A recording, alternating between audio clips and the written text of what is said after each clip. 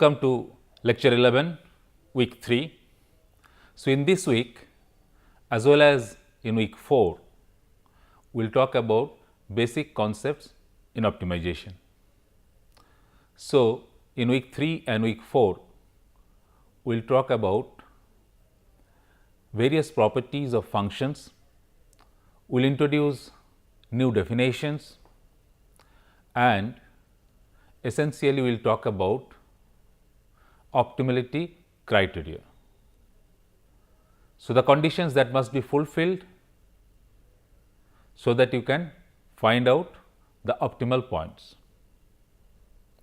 So, we will talk about optimality criteria for single variable functions as well as multivariable functions. We will talk about optimality criteria for unconstant functions as well as equality constant functions and also in presence of both equality and non-equality constants. So, in this week 3, we will talk about basic concepts of optimization part 1. So, we will talk about continuity of functions, unimodal and multimodal functions, convex and concave functions. Then we will introduce optimality criteria for unconstant single variable functions and we will end this week with optimality criteria for unconstant multivariable functions. So, in today's lecture, we will introduce continuity of functions, unimodal and multimodal functions and positive definite matrix, negative definite matrix, positive semi-definite matrix, negative semi-definite matrix. So, these concepts we will introduce in today's lecture. It is convenient to work with functions that are continuous and have continuous derivatives.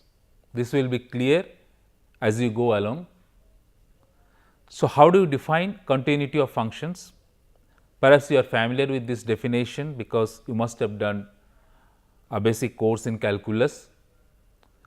A function of a single variable x is continuous at a point x 0 if f of x 0 exists, limit x tends to x 0 f s exists and limit x tends to 0 f x equal to f of x 0.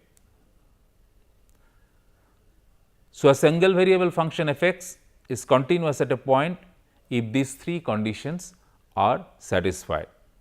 The conditions are f of x 0 exists, the function value at the point x 0 must exist, the limit of the function at x tends to x 0 must exist and the limit x tends to x 0 f x will be equal to f of x 0. If f x is continuous at every point in a region R, then f x is said to be continuous throughout R.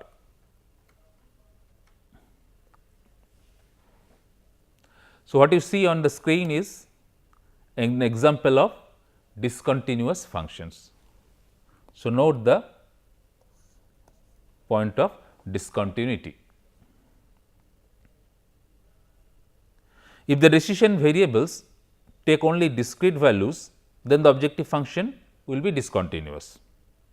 For example, cost per unit diameter of pipe. See, the diameter of pipe is not a continuous variable. The pipe diameters are available in discrete numbers. So, a decision variable which is a function of pipe diameter. So, the objective function which is a function of decision variable pipe diameter, and if you want to calculate the cost, it will be discontinuous.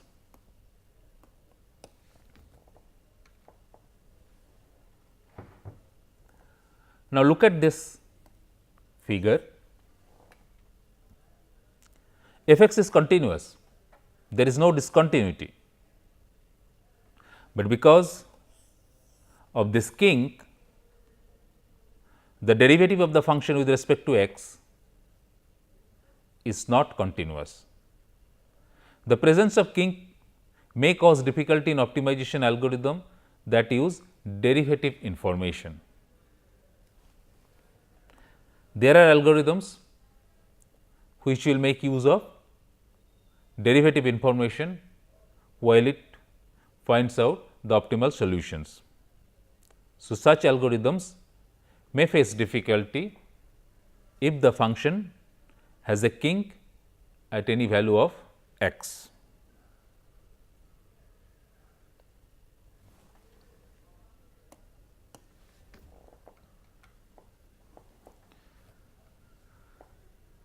Let us consider function f x equal to 1 by x.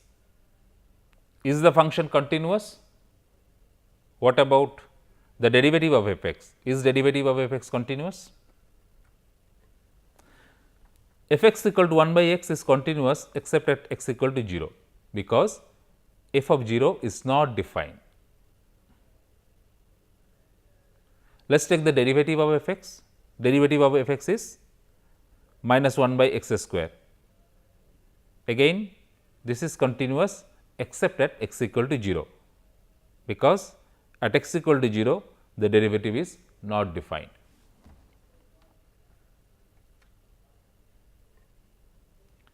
If you consider f x equal to ln x, the function f x equal to ln x is continuous for x greater than 0. Ln x is not defined for x less or equal to 0. Now, let us talk about unimodal and multimodal functions.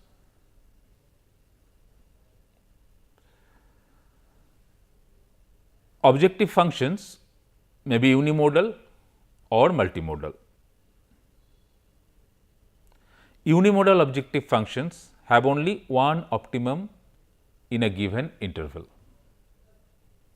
whereas multimodal objective functions have more than one optimum in the given interval.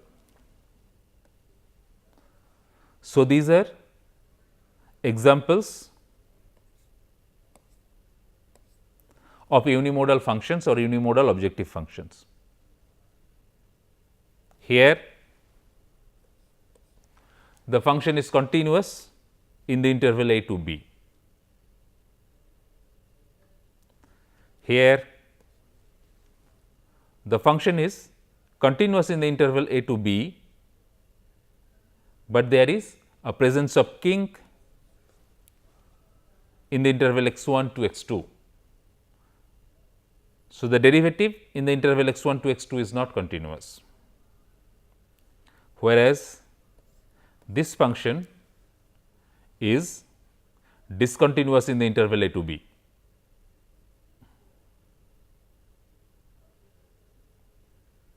So, if this function represents an objective function,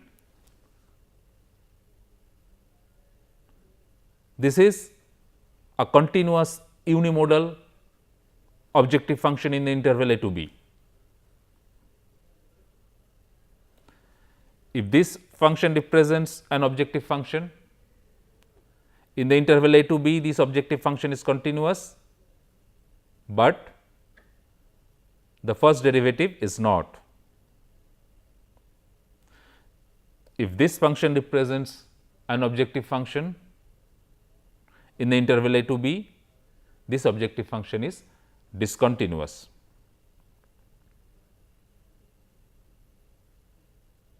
So, if you look at these unimodal functions, you will see that they all have a single optimum in the interval a to b.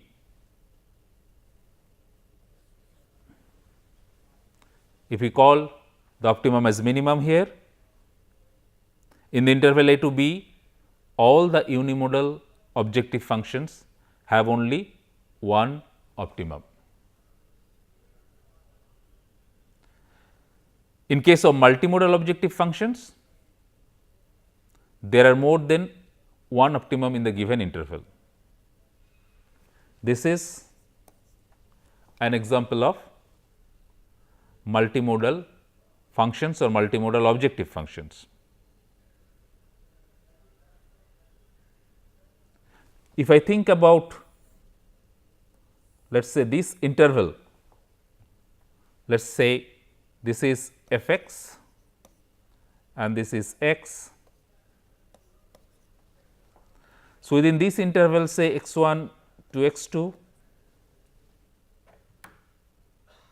you have one minimum, you have one maximum.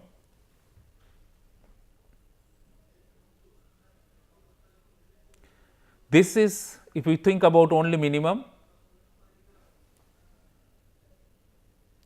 I have this as minimum. But if I think about the entire interval,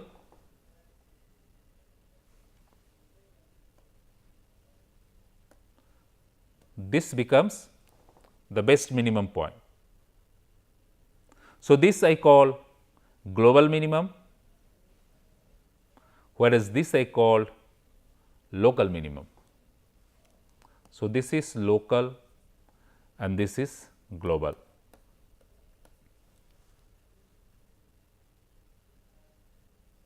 So, the global minimum is the best minimum when you consider the entire interval.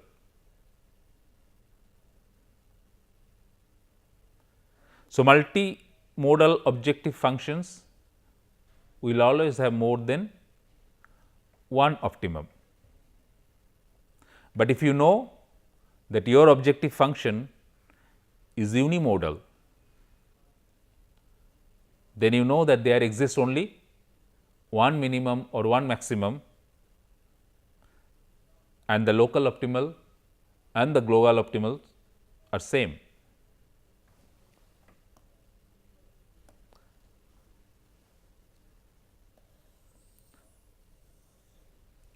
Whenever the function derivative with respect to x equal to 0, we call those stationary points.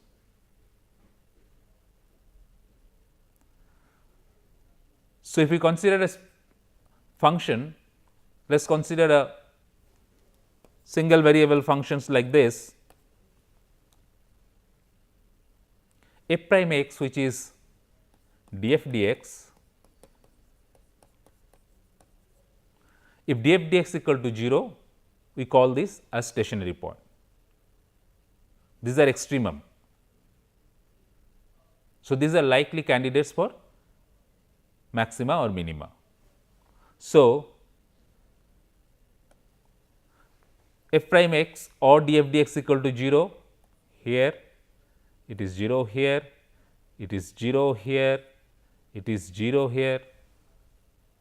So, these are all stationary points, also known as extremum. These are likely candidates for minimum or maximum to occur.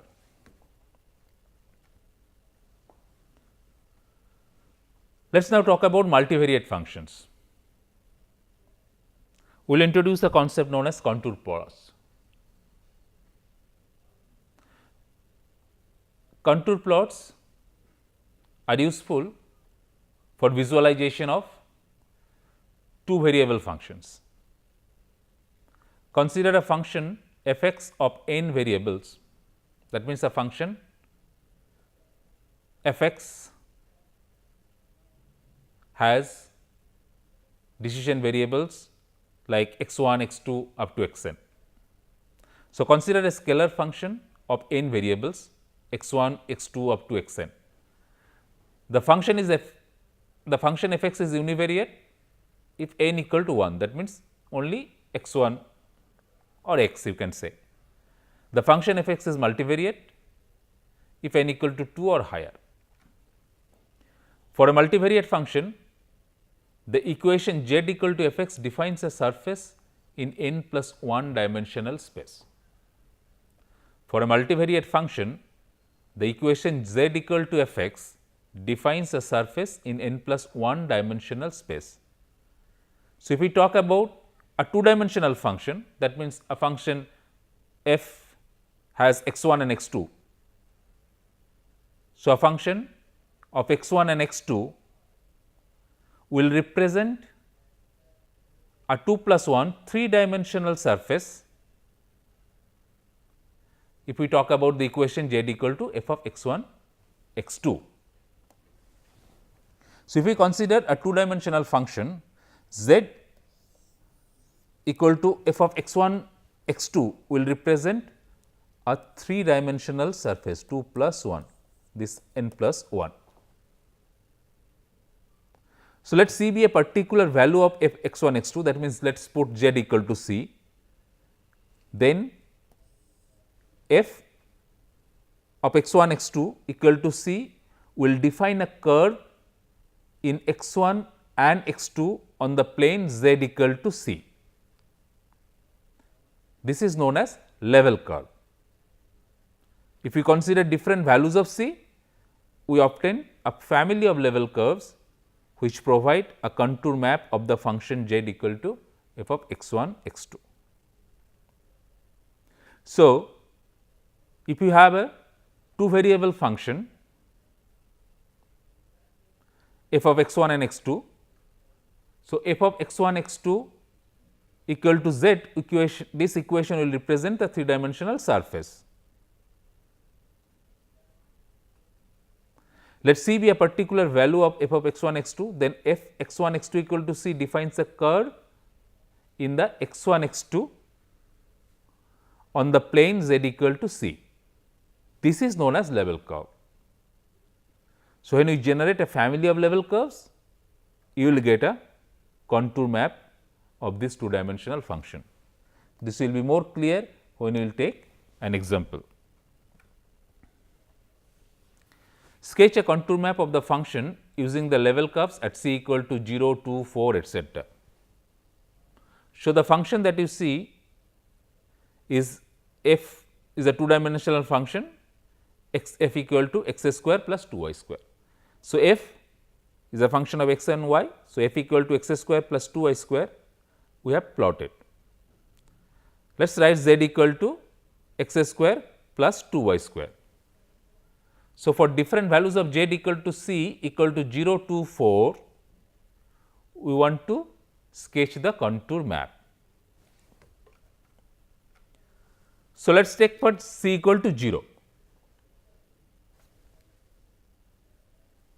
So, 0 equal to x square plus 2y square, this represents 0.00.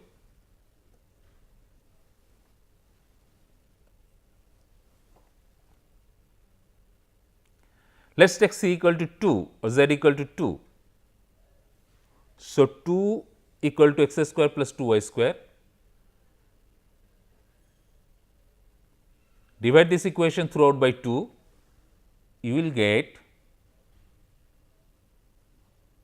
x square by 2 plus y square by 1 equal to 1, which is an equation of ellipse. So, if you have C equal to 2 or z equal to 2, you will get this ellipse.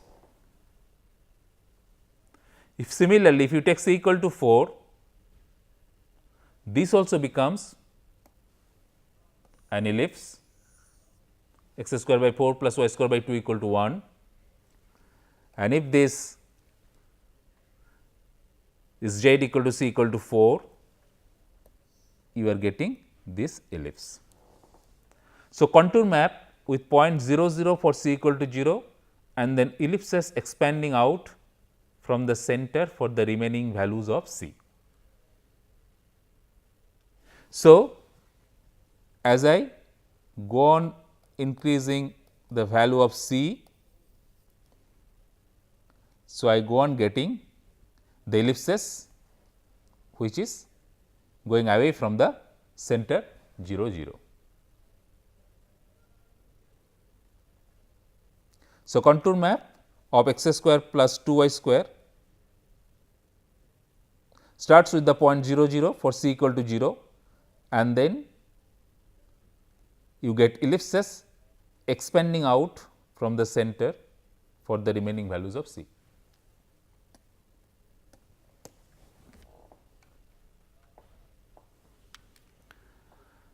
A contour plot is a nice way to visualize the graph of a function of two variables. Look at this figure.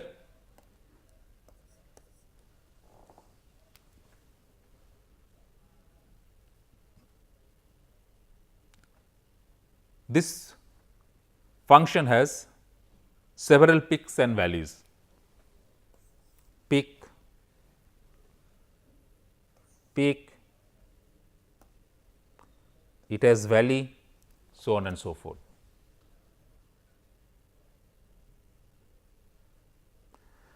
This is a function of two variable. Now, look at the xy, the curves on the xy plane, you have the contour plots. So, these points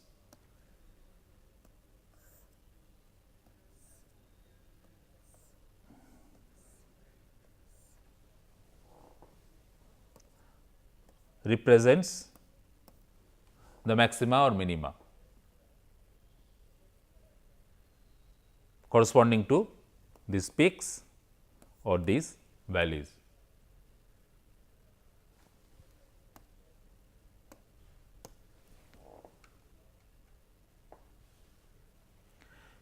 Here two more examples of contour plots. Here the function has single minima as represented by point A, whereas this contour plot suggests you have two optimal, one is at B, another is at A. Later on we will see that this point C neither belongs to maxima nor belong to minima, but such points are known as saddle points. So, all these extremum stationary points can be nicely represented by contour plots for two variable functions.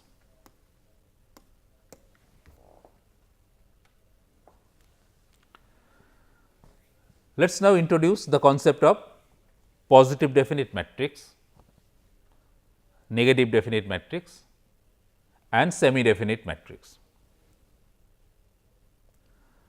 A real symmetric matrix A is positive definite if x transpose A x is greater than 0 for all value of x not equal to 0. So, this is the definition for positive definite matrix. A real symmetric matrix A, remember this term, a real symmetric matrix A is positive definite if x transpose A x is greater than 0 for all values of x is not equal to 0. So, x is a vector, A is a matrix. So, A is a matrix and x is a vector.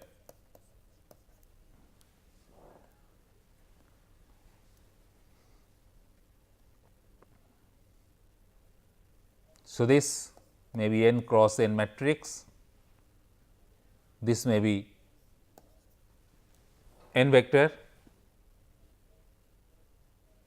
So, note that x transpose A x will be a scalar.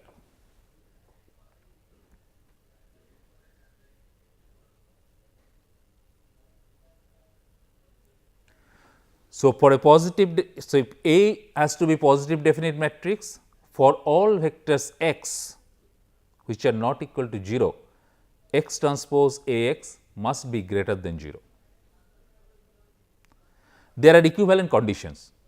So, x transpose A x greater than 0 for all x not equal to 0 is also synonymous as A has only positive eigenvalues. So, if the matrix A has only positive eigenvalues, then also it is positive definite matrix. Leading principal submatrices of A have positive determinants. Leading principal submatrices of A has positive determinants. A has only positive pivots. So, all these conditions are equivalent. All these conditions will lead to positive definite matrix. So, if A is positive definite matrix, x transpose x greater than 0 for all values of x not equal to 0. A will have only positive eigenvalues. Leading principal submatrices of A will have positive determinants and A will have only positive pivots. Frequently, we will talk about eigenvalues.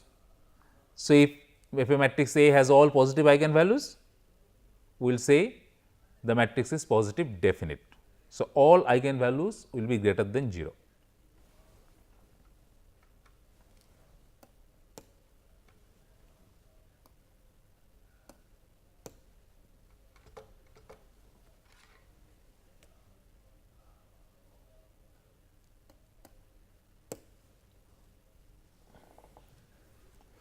So, test for positive definiteness.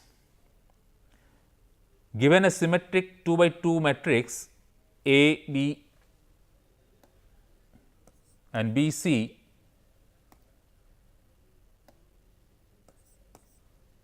x transpose S is positive except when x equal to 0. This matrix will have 2 eigenvalues. So, eigenvalues must be greater than 0. Leading principal submatrices of A, if I call this A, will have positive determinants. So, we can write 2 determinants, one is A which is greater than 0 and AC minus B square greater than 0. So, if these conditions satisfied, it will be positive definite matrix. Pivot test, A has to be greater than 0, AC minus B square by A has to be greater than 0. So, these are the tests, but all are equivalent. So, if all eigenvalues are greater than 0, you do not have to conduct other tests, the matrix is positive definite.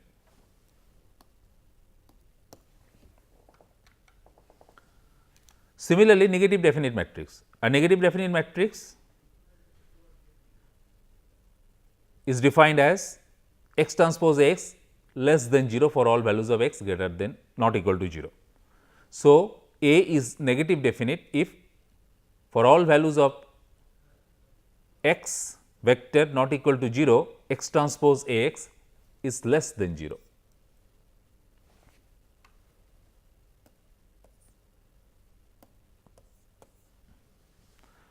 Here also those equivalent conditions are there, x transpose x less than 0 for all x not equal to 0.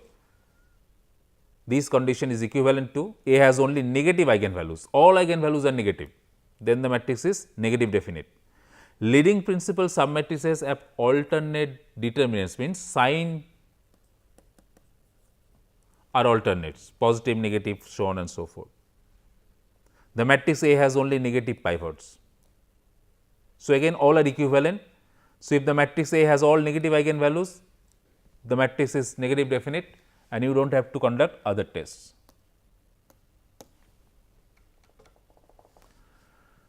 Positive, negative, semi-definite, indefinite matrix. A symmetric matrix A is positive definite if x transpose x greater than 0 for all x not equal to 0. Negative definite if x transpose x less than 0 for all x not equal to 0. Positive semi definite x transpose x greater or equal to 0 for all x. Negative semi definite if x transpose x less or equal to 0.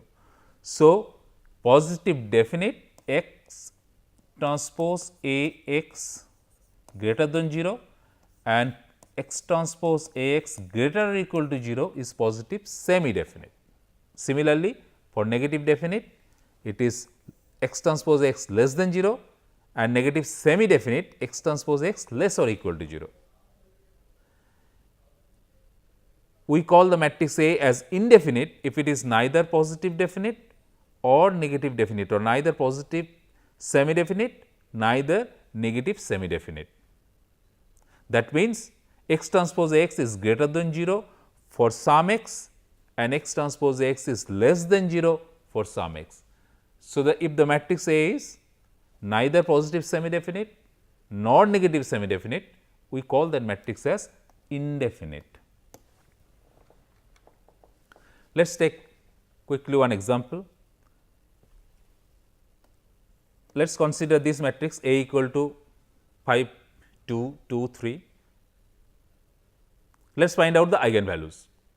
So, how will we find the eigenvalues? You have to solve these determinants. Let us so this will have 2 eigenvalues. So, 5 minus lambda 1, 2, 2, 3 minus lambda 1. So, A minus lambda I will lead to these equations. Solution to this will give you 2 eigenvalues. 2 eigenvalues are 4 plus minus square root 5. So, both the eigenvalues are positive. Lambda 1 equal to 4 plus root 5, lambda 2 equal to 4 minus root 5. This is positive, this is also positive, root 5 is less than 4. So, A is a positive definite matrix. You can also show that pivots of this matrix are 5 and determinant of A divided by 5, which is 11, 5, 5. So, the pivots of this matrix, both the pivots of this matrix are positive. So, from that also you can say that this is positive definite matrix. Again, let us take a 3 by 3 matrix, find the eigenvalues. The eigenvalues are 3 eigenvalues. So, one is lambda equal to 5, another is lambda equal to 2 plus root 2, another is 2 minus root 2. All 3 are positive. So, A is a positive definite matrix.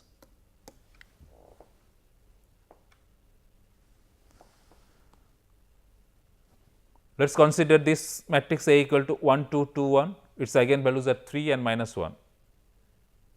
So, it is indefinite. Neither all eigenvalues are positive nor all eigenvalues are negative. So, it is indefinite. If eigenvalues are greater or equal to 0, we will have positive semi definite. If eigenvalues are less or equal to 0, we will have negative semi definite. But here some eigenvalues are positive, some eigenvalues are negative. So, it is indefinite. Let us solve this problem. For what values of B, matrix A will be positive semi definite? We have given 3 by 3 matrix, but 2 elements are not specified, they are specified as B. So, for what values of B, the matrix A will be positive semi definite? That means, what values of B will have the eigenvalues of the matrix as greater or equal to 0. So, that it is positive semi definite. So, if A is positive semi definite, the determinant of A has to be greater or equal to 0. So, we find out the determinant, it becomes this. So, minus 2b square plus 2b plus 4 greater or equal to 0, which can be written as, after taking out the negative sign.